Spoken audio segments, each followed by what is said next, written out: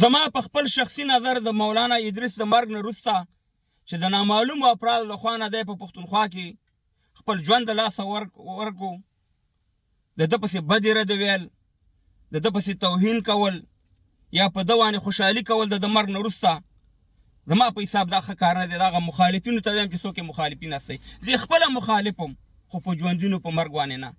ځکه د دې شي اجازه موږ ته نه اسلام راکوي، نه انسانیت راکوي، نه یې افغانیت او نه یې پښتو راکوي. اوس لاړو مولانا ادریس د دې دنیا څخه لاړو، الله ته لاړو، الله تعالی سره ټوله د ده ډیټه پرته ده. دی جنت ته بوځي، دی دوزخ ته بوځي، دله سزا ورکوي، دله سزا نه ورکوي، دا فیصله الله کوي. نو خبره دار چې د بعضې خبرو نه باید تاسې ډډه وکئ. بل اوس چې د فضلامان د پارټۍ والا فیصله وکړي، دغه ملیان دې فیصله وکړي چې آیا دې پاکستان سره تاسې چلېدی شئ.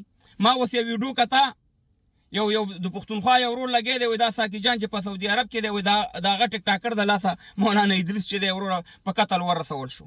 وروره مولانا ادریس نه دی، ستا په لکاو پښتانه همدغه د پاکستان استخباراتو درته ووجل. سمیع الحق چا مړ کو، د سمیع الحق زوی چا مړ کو، نور په پښتونخوا کې دا د کار خلک چا په شهادت ورسول، رهنزیب یا داسې نور داسې ډېر دي، افغانستان ته اور چا اچولی دی.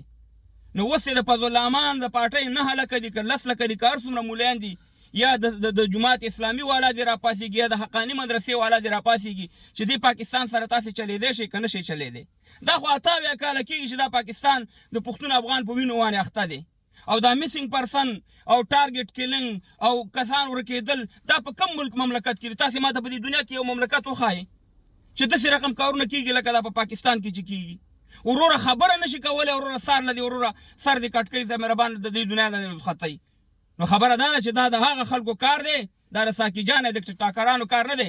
ساقي جان خو تاسې ته امن غوښتو، ساقي جان خو همدغه مولیانو ژوند غوښتو چې نن پاکستان د په دغه وخت کې په قتل ورسو یا د دې دنیا څخه رخصت کې مړی کو، چې دغه وخت کې د ده په رسنیو کې معامله ښه ګرمه روانه ده او دا غواړي چې دا په عامو پښتنو باندې ورواړئ. دا د پاکستان د استخباراتو کار دی، د حکومت کار دی، او پاکستان ته ښه معلوماتو موږ ته معلوماتو چې په دغه وخت کې د ده ژوند ته خطره ده، ولې د دې حفاظت نه کوه، ولې د دې سیکورټي نه ساتله، او ولې دا ټارګټ کیلنګ، ولې دا دهشتګردي په پنجاب کې نه کېږي، ولې په سند کې نه کېږي چې دا په بلوچستان او په خیبر پښتونخوا کې کېږي. خو ټوله د ډالرو معامله ده. نو فیصله وکئ، یعنې قسم په خدای چې څنګه یې دا مولانا ادریس مړ کو، بله ورځ به دله فضلامان هم وژني، بله ورځ به دا ټول مولیان کوم سړی چې په پښتونخوا کې د امن خبره کوي یا د پښتنو د افغانانو د اتفاق او د اتحاد خبره کوي او د دې ځینه د دهشتګردۍ د لرې کېدلو خبره کوي، د هغې انجام به داسې وي لکه د مولانا ادریس. نور په رښتیا دی نه دی، زموږ سره څه کار نشته دی. خدای